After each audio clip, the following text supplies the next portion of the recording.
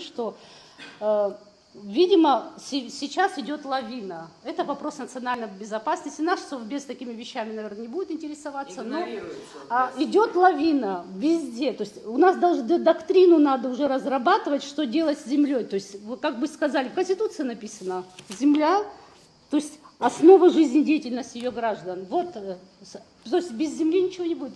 За землю погибали. Идет лавина.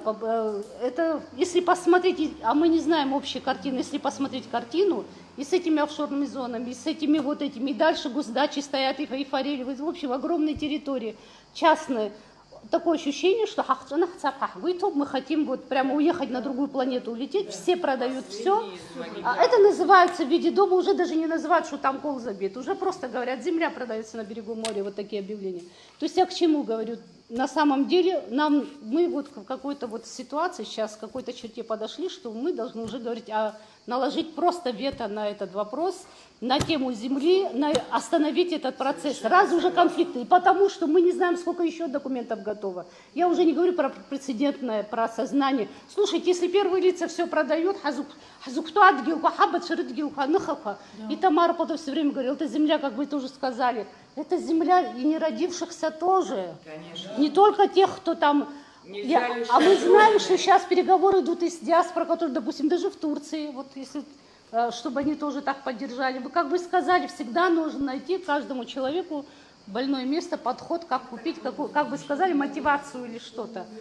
Поэтому мы все смогли, мы и дальше все сможем. Просто... Самое страшное, что вот сегодня уже второй раз здесь звучит, и все время последнее, что я хочу сказать, в абхазском обществе враг это не сделает, нам постоянно внушает, вы не можете. Владислав свою книгу так закончил. Это самое страшное, самое опасное, когда нам внушают. Кто нам внушает? Вот просто хочу уже в виде юмора рассказать. На похоронах есть такой пример, да? Распорядитель мужчина, женщина подходит, обычно, когда оплакивают у гроба, она кричит, и с исхадзом. Старик говорит, дальше на связке хазцалайвут.